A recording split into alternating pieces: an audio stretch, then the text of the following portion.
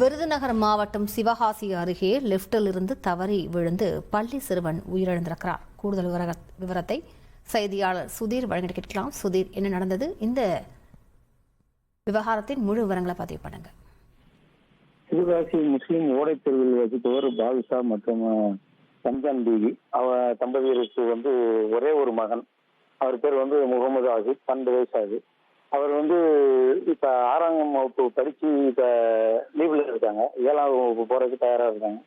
இந்த சூழ்நிலையில அந்த பகுதியில ரொம்ப சேட்டை செஞ்சுட்டு இருக்காங்க. அவங்களோட சித்தி அதே பகுதியில உள்ள ஒரு அச்சகத்துல பணிபுரிஞ்சு வர்றாங்க. அவங்க சித்தி கூட அந்த சிறுவனும் அந்த வேலைக்கு, அதாவது சும்மா துணைக்கு அந்த இடத்துக்கு போறாங்க. போற இடத்துல அங்க அச்சகத்துக்கு பயன்படுத்தக்கூடிய பேப்பரை மேல கீழே இறக்குறதுக்காக லிப்ட் பயன்படுத்துறாங்க. அந்த லிப்ட்ல விளையாண்டு இருக்கப்ப தவறி கீழே விழுந்து காயம் பட்டுருது. அந்த காயம்பட்ட சிறுவனை அரசு மருத்துவமனைக்கு கொண்டு போறப்ப போற வழியிலே உயிரிழந்துடுறப்ப.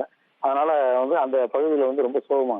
விரிவான விவரங்களுக்கு நன்றி சுதீர். உங்கள் தந்திவன் தொலைக்காட்சியில் வான் வருவான் புதன்தோறும் இரவு 8 மணிக்கு காண தவறாதீர்கள். Download ShareChat.